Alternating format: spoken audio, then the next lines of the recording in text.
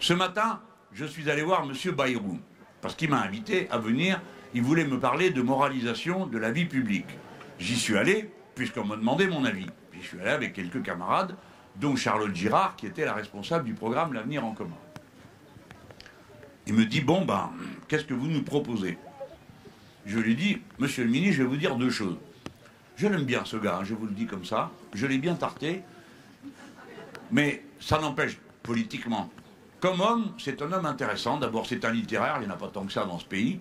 Hein, et on peut parler. Je lui dis, écoutez, moi, je ne crois qu'à une chose, le peuple. J'y crois vraiment. Alors, si vous voulez moraliser la vie publique, bien sûr qu'il y a des dispositions à prendre. Il faut arrêter les lobbyistes. Hein, c'est ça un grand mot. Un lobbyiste, c'est un gars ou une fille qui vient pour vous bourrer le crâne, pour vous expliquer qu'il n'y a rien au-dessus de l'intérêt de telle ou telle entreprise. Il faut arrêter les lobbyistes, etc., etc. Je vous passe les détails. Quand quelqu'un est condamné, peut-être qu'il pourrait devenir inéligible quand c'est un élu, parce que c'est quand même une mesure de salubrité publique. Je ne vois pas pourquoi quelqu'un qui a triché avec le fisc ou qui a triché avec ce qu'on voudra pourrait être ensuite à représenter le peuple. Bon, on est tous écœurés de voir reconduit des gens qui ont une moralité plus que douteuse et des comportements avec lesquels nous on est en désaccord complet. Parce que pas un d'entre nous se comporte comme ça. C'est pas seulement qu'il y a deux poids, deux mesures, c'est que nous, ça ne nous vient pas à l'idée de nous comporter comme ça. Non, mais il faudrait quand même s'en rappeler. Et tout le monde n'a pas envie d'être malhonnête, hein.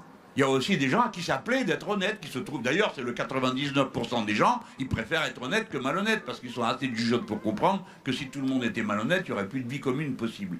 Mais je lui ai dit, écoutez, monsieur le ministre, la chose à faire, c'est de donner au peuple le pouvoir de virer ceux dont ils pensent qu'ils sont déchus moralement ou politiquement. Donc, au lieu de faire des grandes phrases, donner le pouvoir de révocation par référendum, donner le pouvoir au peuple d'organiser des référendums. Ça prend du temps, je le sais bien, de dire ça va être le bazar. Non, ça va pas être le bazar. Les gens sont pas dingues.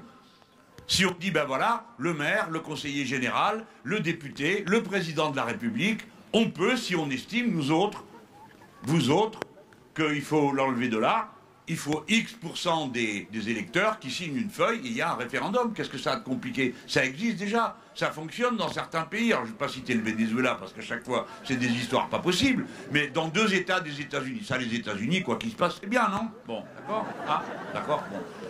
Ben oui, il y a des États qui condamnent à la peine de mort, d'autres qui continuent à criminaliser l'homosexualité. Mais c'est bien, c'est aux États-Unis. Si c'est chez les autres, c'est horrible, hein? Attention, surtout si c'est au Venezuela. Bon, alors, qui ne le fait pas tout ça. Mais c'est pour dire, ça existe, ça peut fonctionner. Mais il y a une deuxième chose que je voudrais vous dire. Je ne voudrais pas que pendant qu'on nous amuse, soit dit par parenthèse, je ne sais pas si ça les amuse autant depuis l'affaire Ferrand. Hein, mais comptez bien un peu se la jouer, nous sommes les chevaliers blancs, regardez, on va vous proposer une formidable loi de moralisation. Mais très bien, si vous voulez moraliser, il faut réfléchir aux deux aspects du problème. Pour qu'il y ait des corrompus, il faut qu'il y ait des corrupteurs. D'accord? Voilà. Pour que les 40 voleurs finissent par se faire découvrir par Ali Baba, il faut qu'il y ait une grotte. La grotte, elle existe et on sait où elle est. Ça s'appelle Panama, ça s'appelle Luxembourg, ça s'appelle tous ces paradis fiscaux. D'accord?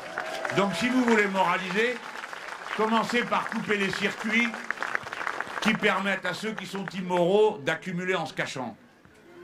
On est d'accord là-dessus. Par conséquent, on a des mesures à proposer. Il faut interdire aux banques françaises d'avoir des affaires avec les paradis fiscaux, parce que la liste des paradis fiscaux, on les connaît.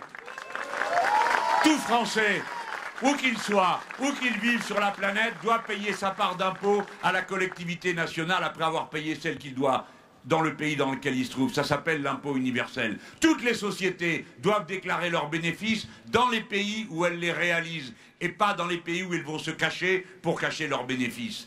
Si bien qu'en France, où se réalise l'essentiel des bénéfices d'un certain nombre de grandes marques, que je ne vais pas nommer parce que j'ai déjà quelques procès sur les bras, quelques grandes marques réalisent l'essentiel, pour une d'entre elles au moins, qui est une marque de restauration, c'est son premier chiffre d'affaires en Europe. Eh bien, ils ne payent pas un rond d'impôt en France. Pourquoi? Parce qu'elle met chacun de ses restaurants à la taxe de payer la location plus la franchise. Et ça représente exactement la somme qui leur permet de mettre pile poil à l'équilibre tous leurs restaurants dans le pays en maltraitant leurs ouvriers, les salariés, les gens qui sont là.